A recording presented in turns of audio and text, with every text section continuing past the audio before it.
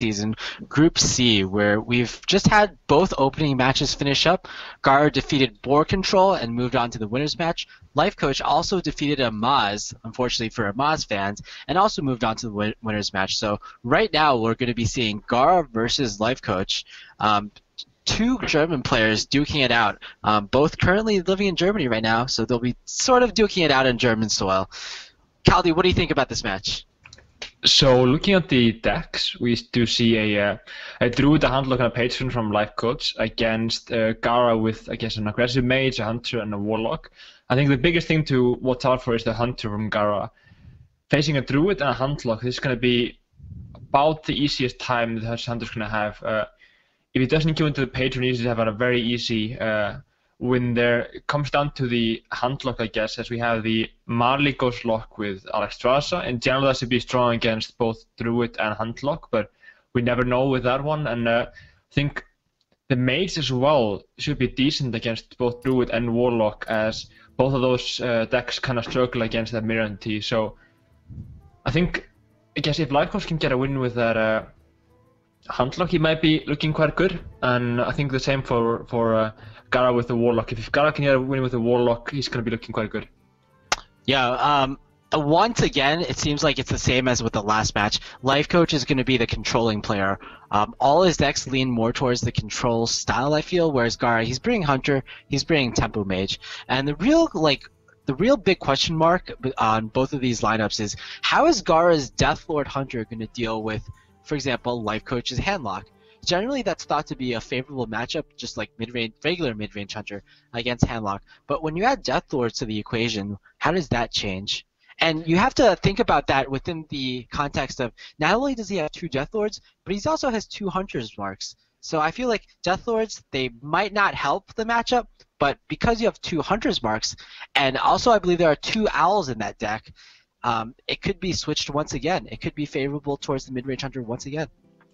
I was actually playing Handlock on NA yesterday, and I faced a lot of these hunters, and I always seem to get the Owl or the big game hunter out of the Deathlord, so you can really just, turn around in that case.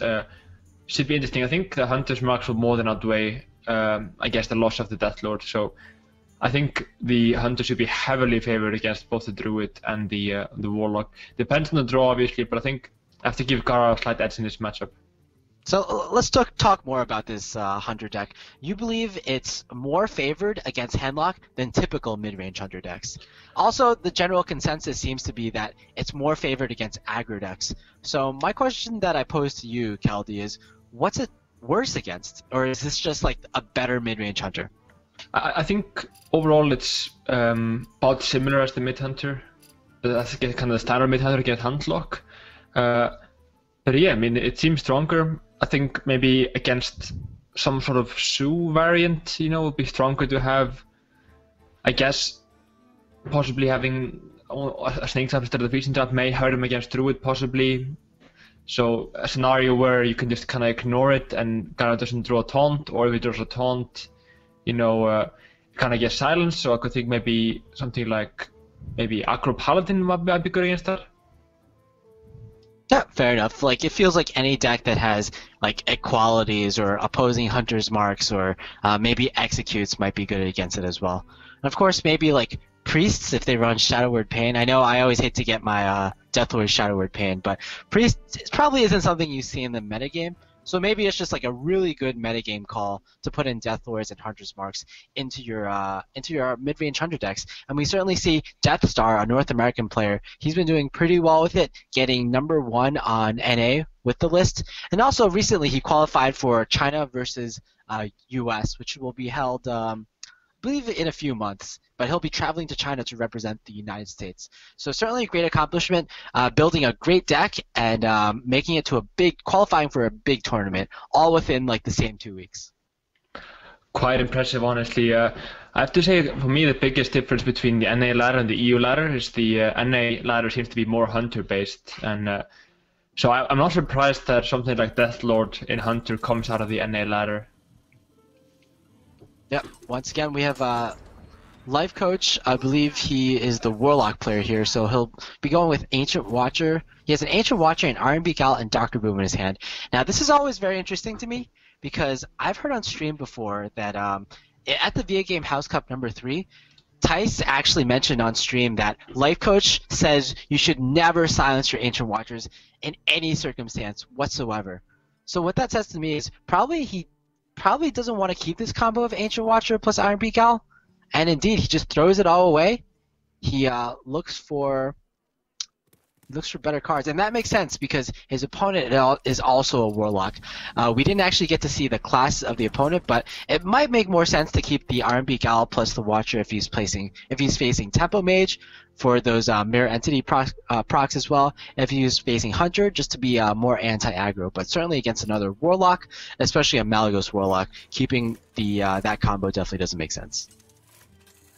I guess for me, as I've been kind of known as a handlock player, I can think of two scenarios where you'd want to silence an Ancient Watcher. One would be against Shaman, mid-range Shaman, which is very uncommon, I guess, so you're thinking about the current meta. And the second would be against Flamewaker Mage, as the Mana Worm, the Sorcerer Apprentice, and the Flamewaker are really minions you can't, just leave alone. Whereas, it's absolutely right. I guess Hunter, for example, is not that strong to silence your Ancient Watcher, as you'd rather be silencing, minions like the Mad Scientist, etc.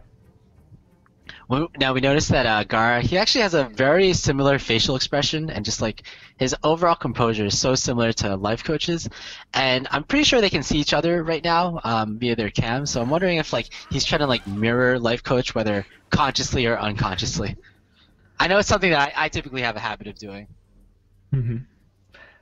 It is quite funny, yeah. Now, looking at the hands, though, he's going for the Twilight Trick. That's interesting. I mean, generally, there's always 2 owls in these types of warlocks, but there's not always 2 BGHs. I guess if you figure this is Malilock, it's very likely there will be 2 BGHs, I guess, so. I think actually in the typical Malygos Warlock, there's 2 BGHs and 1 Iron Beak Owl. So I think Lifecoach is actually going for the play that that maximizes his chances of this this unit surviving. He's going for there's only one. If there's 1 owl, then there's like 50% of a chance compared to there's half of a chance for the Twilight to get answered compared to the Mountain Giant.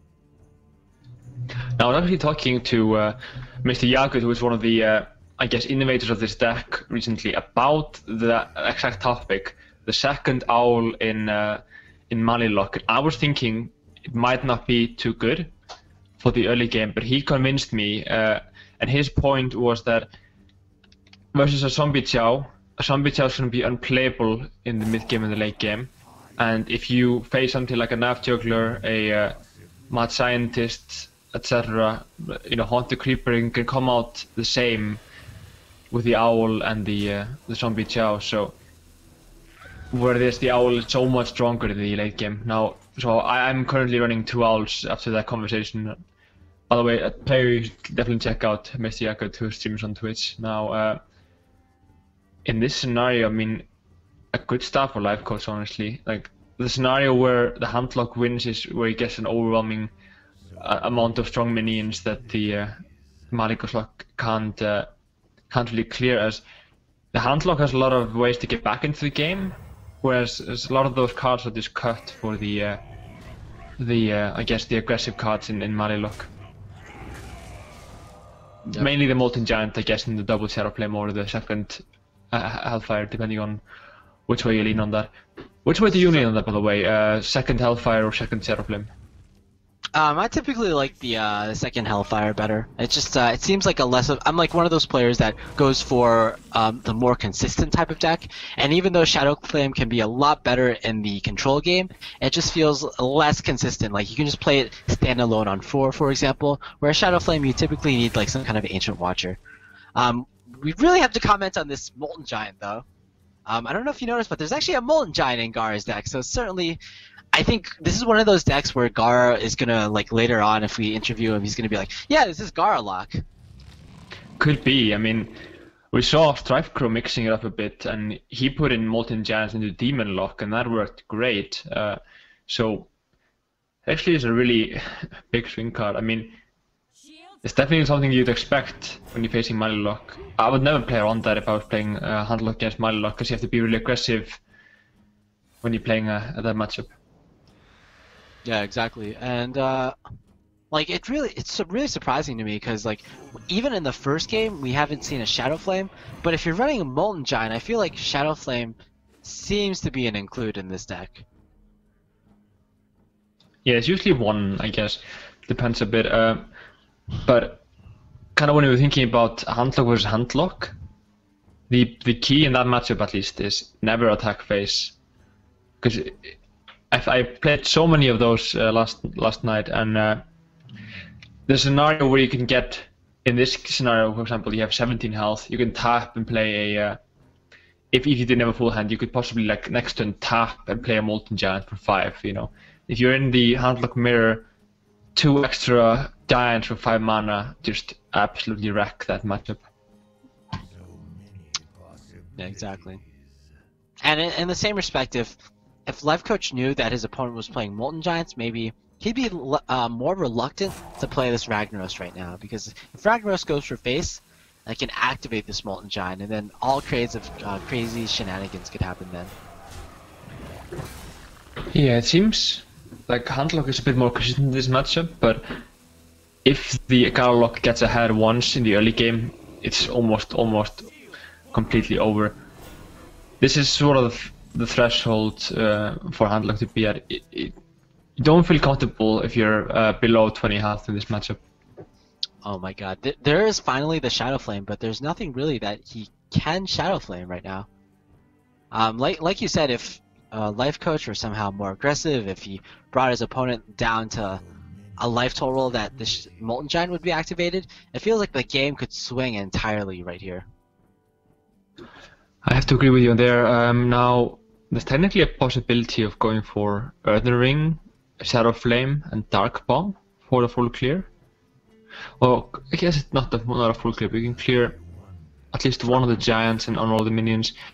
The best you're gonna get, possibly, I mean, you're pretty safe at 19 if you can clear out one of the minions in this case. One of the Giants in this case, I mean, yeah. Yeah, it seems to be a pretty good play to me. Oh wow, look at this heads-up play, even healing your opponent. We've seen Gaara do this kind of play in previous tournaments. I believe one time he laid on hands his opponent. He laid on hands Dog, who was his opponent, and the HyperX head-to-head. And then what happened was he accidentally overdrew and he milled himself. So a bit of a good play, but it didn't turn out too well for him. A lot of respect for him, by the way, of doing, because it's correct. It's absolutely better if you don't have the combo set up. Now, yeah, the Soulfire seems to be at the bottom here in this case, and what can he do? I mean, tapping just seems awful, and the Shadow Flame is gone. I would think it'd be very unlikely that he's running a second Shadow Flame here. Yeah, we've seen like so many like unique cards in this deck that typically aren't in Malygos lock. Like we see the Molten Giant, we see both the Earthen Ring Farseer and the Acidic Swamp Ooze, and usually you play one or the other. You also see Alexstrasza, and it just leads me to believe that maybe he cut an Implosion, maybe a Soulfire, maybe even a BGH, which is possibly one of the reasons he's struggling in this matchup. I know at least one thing. I'm going to see this deck list after this game now. Seems to be going for kind of a long shot. Guess Dark Bomb and just hope that the rag doesn't hit. That's always a desperate situation when that happens now. But I think it's the right call to make. Yeah, and we see one of the problems with this just including one Molten Giant here. It's that, first of all, like you can just get BGH, and now like in this scenario you just die from a Hellfire. So Lifecoach, he's gonna take a dominating lead once again, and he's gonna up to 2-0, which means that he's actually 5-0 today. He's won 5 games out of a possible 5, and he just needs one more to advance out of this group. Now, this would be the matchup he won and win. We were talking about it earlier. Getting that Warlock is a crucial thing for Lifecoach to, I guess, kind of finish off, as Gaara will have easy times getting wins with both the Hunter and the Mage now. But I have to say, you know, we've seen this Mali Lock now 2 or 3 times, and the Alexstrasza always seems so dead in this hand. Yeah. Also, My bad. It was actually 1-0 score right now. The score changed right before, so I thought it was 2-0 for some reason. But that's all right. We still get to see more games, so that's definitely a plus. And still, 4-0 is a pretty good record, I have to say. And we saw Lifecoach so surprised when he saw that Molten. And I've been thinking about the scenario. I tested Dr. Boom for a while in that deck, and just every single time he got BGH, with people hanging onto that BGH or executed or something, because he didn't have. I mean, technically you should be executing stuff like, you know, blocking corruptors, which we haven't actually seen so far in Gaara's deck, but I have to think, you know, if he'd had one more Shadow Flame instead of that Alex Strasser or some other mid-range card, would things have turned out differently here? Yeah, exactly. It seemed one-sided for Lifecoach, to be honest, but you have to have the feeling that if you had like one more BGH, the game could have just like swung around completely. That's why we called BGH the swing card. I think so, yeah. And we saw Gaara, you know, really down after that first loss, because he realizes the scenario of this matchup. He is favored, but if he was going to lose a game, it couldn't be to the handlock, because the handlock would be a free win almost for that mid-range hunter and that Mali lock. I guess not as much for the the Flamemaker Mace, not as much for the Flamemaker Mace, but for the hunter especially. You bring two hunters marks, you need to face against the handlock in that case. Now, here's an interesting one to me. I believe Gaara just kept Malygos in his opening hand. I know you've played this deck a decent amount. Like, is Malygos ever something that you keep in your opening hand against any matchup? Personally. No, not personally, no. I guess the idea would be if he wants to finish the game up really fast, and maybe the scenario, like when I was testing this out the first time, I was testing it against Hyped, and he was playing Control Warrior, and 2 out of the 4 games, either the Emperor or the Malygos were at the bottom of the deck, you know, and we milled the entire deck, as the Control Warrior doesn't have the burst to finish the Mali lock out. So maybe after something like that, you might consider, I guess, you know, keeping the Malygos. But interesting to see the reason for keeping the Malygos in this situation. Yeah, typically, like, we see Lifecoach typically favor Ragnaros over a lot of other class legendaries. For example, he uses Ragnaros against in Druid rather than Cenarius. He uses Ragnaros rather than Jiraxis in Handlock. But against a typical Malygos deck, that actually is going to be a detriment, because they typically run 2 BGHs against really only the 2 threats, the 2 7 attack or above minions from Druid, Dr. Boom, and Ragnaros. Mm-hmm. And Ragnar's even been cut from a few decks, but the main idea is that Druid is supposed to win against Rogue, is supposed to win against Freeze Mates as well. You can't be losing those favorite matchups. It's also quite decent against Hunter. It just depends a bit on the board state. Now, this isn't panning out too well for Gaara here. Yeah, definitely not very much so. Again, like you question, like, is he cutting any mid-range minions? And you know what? The one cut that I've seen, like, we haven't seen any of this card in his deck. He's cut the there's no Azure Drakes that we've seen in this deck, and there's no Blackwing Corruptors. Yeah. Yeah, so that's actually just like 4 cards that he, like, it's very possible that he completely cut. And there we see it, the second Molten Giant. So instead of those 4 cards, he's running like 2 Molten Giants. He's running an extra Owl or an extra Ooze or an extra Earthring Farseer, and he's running an Alex Straza. That's just crazy to me. I mean, you lose the mid-game tempo plays, you know, you get the combat cards for the aggressive matchups, but against something like Druid, and possibly even, you know, I mean, Druid doesn't win, you know, slowly. You get the board control, then you burst the opponent down, and so you need these, I guess, cards that kind of keep on rolling, like the Blackwing Corruptor in that case, you know. So without those, this is looking quite rough. Yeah, exactly. Like against Druid, like you said, you really depend on those mid-range minions to take control of the board, to really contest the board. If you don't have these minions on the board, then your opponent can just like ram straight through and hit you in the face. basically like you need to for your opponent to like swipe down those minions. You need for them to trade off their minions into your own, so you can finish them off with things like Implosion and Dark Bomb. Otherwise, like these cards, like they don't get as much value in your hand. Now looking at this turn from Lifecoach, I actually wouldn't mind wrathing for 1. I don't know. Wild Growth is also an option, but I think it's gonna be the Shredder with either the Wrath or the Wild Growth. So he goes for Hero Power instead. I think going for Hero Power is alright, because you have so many draw cards in your hand. You have both Azure Drakes, which says to me like you have enough sustain in addition to like the big heavy card of Ragnaros that you really want to use that Wrath as a 3 damage card. The thing is though, you know, if you're playing against Shu, for example, you definitely want to hang on to the Wrath. But against this Malilock, what scenario is he looking for to use the Wrath for 3?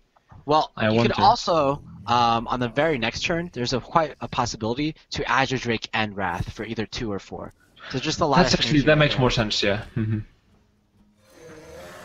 Makes a lot more sense. Now, another common scenario with this Malilock is when you drop Malikos and then go for a 6 damage Mortal Coil on usually a Belcher or a Thorazan or something like that. That just is such a swing against Druid, you know. And you know, that's actually something that you can do against Druid, because you can just rely on like them not being able to clear a 12 HP minion. So I guess it's making a little more sense as to why Gaara actually kept Malygos in his opening hand. But I mean, look at this position here, you know, you're behind on board. You really do need the Black and Corruptor if possible. I guess, you know, a turn earlier to be going for that turn 3 Imp Boss into that turn 4 Twilight Drake, into the turn 5, I guess, Azure Drake, or preferably Black and Corruptor. And that mid-game tempo isn't there in this deck, it seems. Now, looking at this, what do you even do here? And I can't even think about what it could help him out here. In terms of Shadow Flame, possibly even. Okay, it taunts, I see. But if it taunts now, I mean, this is a scenario where if you have a silence, it's just game over. Yeah, exactly. And the other issue is like, once again, he's had to use his most unsituational cards. Like, he's had to put out all the minions that you can just play on an empty board, whereas the rest of his hand is like, it's just extremely clunky and situational. He can't get like too much value out of it at all, and he just has to hope that maybe like the boombots go for face, for example. Yeah, absolutely. Here, swipe. That's a good one. One more mana, right? Yeah, and the other thing you have to consider is that Lifecoach, he's seen the Molten Giants in the previous game. He knows that they exist, so he's going to be playing around Molten Giants. It's actually going to hurt Gaara in the series. Another thing to note is that he's also seen the Shadow Flame, so he will also be trying to play around the Shadow Flame here. Not a bad bomb here.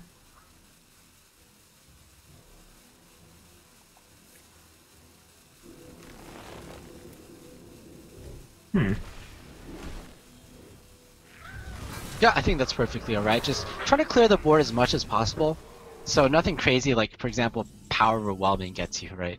Because that's, even though we haven't seen it in Gaara's deck, it's something that like Lifecoach sees as that's a potential for him to have it, because like his deck is just so crazy at this point.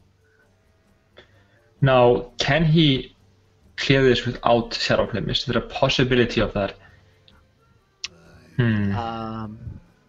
He can clear a lot of it. Mortal Coil, then Implosion, hit for 4.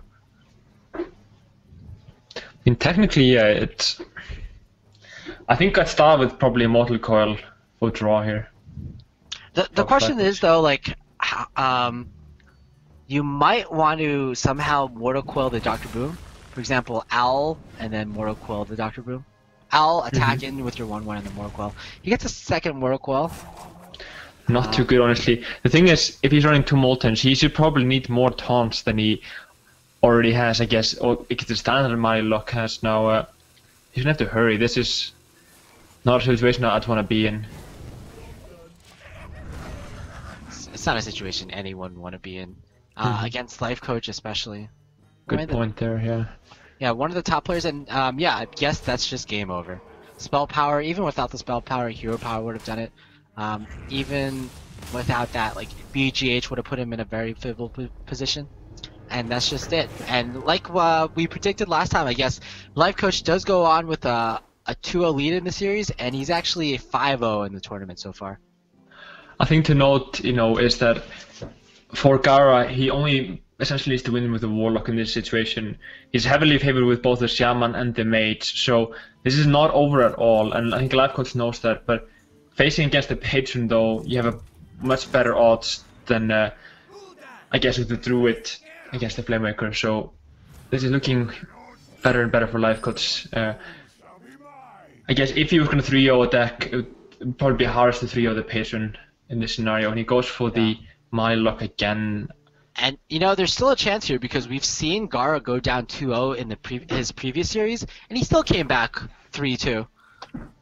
Granted, that was against a quote-unquote weaker deck in Ramp Druid, and I think most people would say Patron Warrior definitely has a much better chance to win at least one game than Ramp Druid.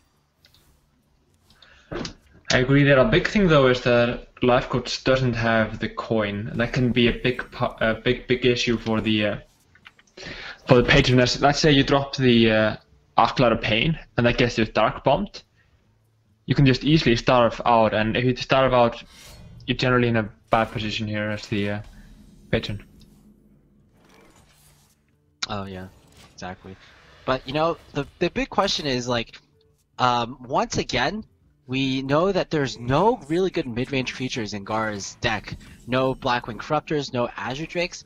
So do you think that could be something that hurts him in this matchup? Especially like, your opponent knows you're running Molten Giants, so it's very likely he'll not play around those. Or rather, he will play around them, and he'll just try to burst you down with a Frothing Berserker combo. Just playing it as if like he's playing Handlock, or playing against Handlock. I think this is just better in every way for the Patron. I mean, Blackwing Corruptor is godlike against Patron, as you do that crucial 3 damage, and then you also have, high attack and 4 health. So you can potentially just be 3 Patrons into that 1 5-drop. Yeah. Here's the thing though.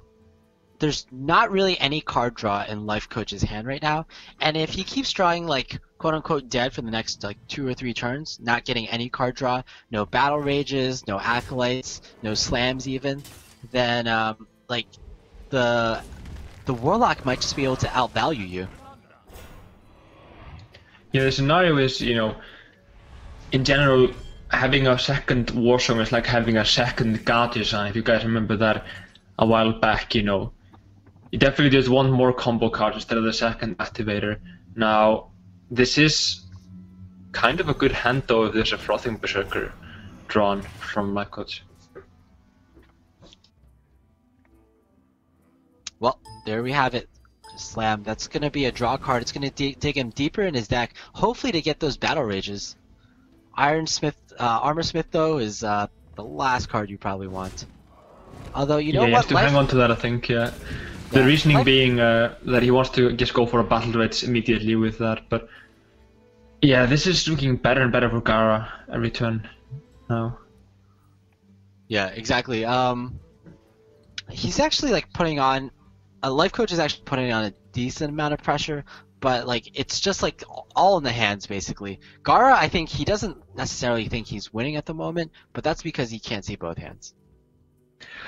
I think if you look at Gaara's hand though, the Soulfire is completely dead, the Healbot is dead, both the Molten Giants are dead, and the Imp Gang boss has to come out soon, because if Imp Gang boss is live in the late game, you just fall apart. The Patron just gets endless value against that one card. Yeah, I think right now is when the Imp Gang boss will come down, and it seems to contest the Dread Corsair very well. Plus, like you said, like you have to get it out before turn 8, basically, before the War Song plus Patron comes out. That's true, and we do see a tap into Imp Gang boss now. Elden Ring is interesting to me. This must be really aggro-oriented, I guess anti-aggro-oriented, but Aklar Pain is not bad in this situation. Is it possible he may just have to go for Aklar and Whirlwind? I mean, the second Whirlwind is kind of expendable. Yeah, exactly. Yeah, you never want two whirlwinds in your hand. And wow, he's life coach with the same logic. He's thinking, I really don't want two war songs in my hand either, so I might as well get value out of that as well.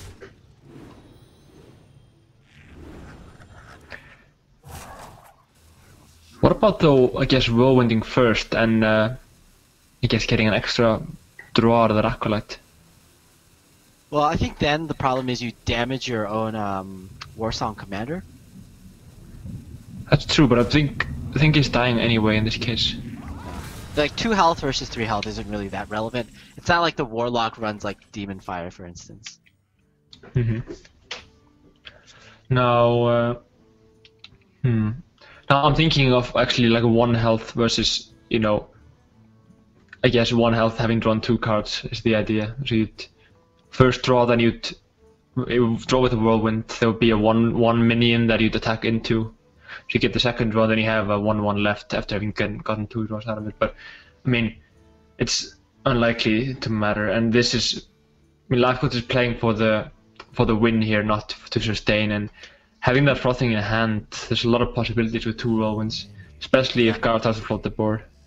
As crazy as it may seem, I think Life Coach is actually going to be close to lethal in the following turns, with 2 whirlwinds, a Warsong, and a Frothing Berserker in hand. Not to mention another minion in the form of Armorsmith to get more damage on your Frothing Berserker, and Execute to get past the taunts. That's a lot of damage. Sure is here, but what can he do really? You don't want to go for the Shadow Flame at all. He's looking at what Soulfire me. On the flip side, he does have a lot of dead cards in hand, so maybe he can afford that, but doesn't end up going for it and keeps the Warsong alive. Second Frothing, this is getting close. Yeah, You need an Emperor to realistically pull this off, so I think this should probably be a Despite turn right now, but if he has a Despite with 1 charge and then 2 Whirlwinds to follow that up with, it might just completely wreck Gaara. This is the sort of hand you need to kill a handlock / money lock for Patron. Yeah, and even when it comes to turn 10, if you can just get the Warsong, the Frothing, 2 Frothings out, if he has a Deathbite charge in hand and he has a Whirlwind effect, I think that's just almost over. But wow, he's gonna go for it. Is it possible that it's just lethal on its own? Yeah, exactly. I actually didn't consider that, but it's certainly It actually is lethal on its own, wow. Yeah, it's lethal. Not too bad. So Lifecoach looking to take a 3-0 victory here over Gaara. 6-0 in total in this tournament, dominating the group in first place. Wow. It was actually pretty close lethal, but yeah, really impressive from Lifecoach. I think a lot of people wouldn't have seen that.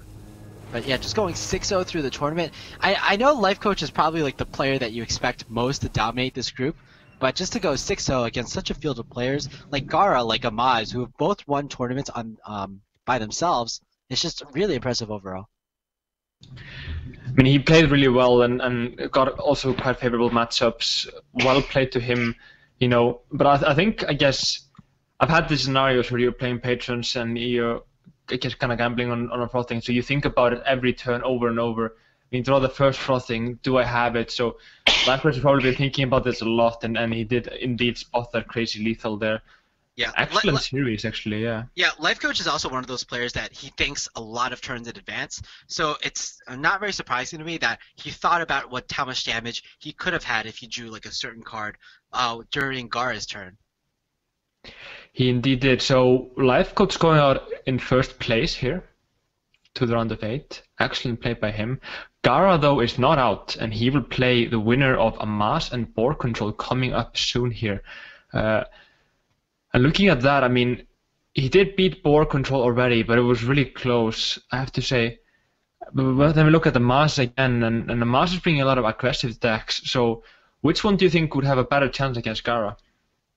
I think Gaara is actually. I don't know about who would have a better chance, but I think Gaara is favored on both accounts, simply because Gaara, his Warlock, his Malygos deck seems to be tailored more towards anti-aggro, as we can see from the 2 Molten Giants, and that's going to be better against Amaz's very aggressive lineup. On the other hand, he's already beaten board control, especially that Druid deck, which seems to be like the weak point. It feels like Gaara's deck, or all of Gaara's deck, seems to be somewhat favored against that Druid deck. I think to note about this last series is it did go 0-3 for Gaara, but it could have easily flipped around. If Gaara gets a win with that Warlock, he's gonna have such an easy time beating both the Handlock and the Druid with the Hunter and the Mage. So he figured, okay, if I win with the Warlock, it's probably going to be over. So even though it was an 0-3, I don't think that score kind of reflects on how the series was going in that case. Oh yeah, definitely not. We're going to take a short break, ladies and gentlemen, and after that we're going to have a Maz once again against the qualified player of board control. See you then.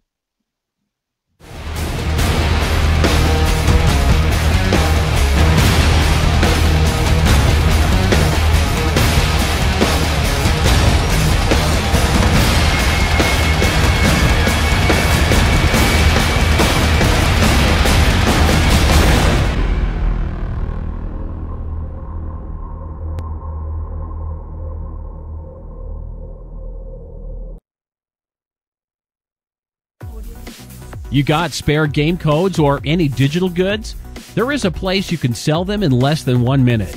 Watch. Go to g2a.com. Click Start Selling. Fast login. Go to My Account and click on Selling tab. Sell new item. Enter name, code, set a price. And done. G2a.com Digital Marketplace. Global selling simplified.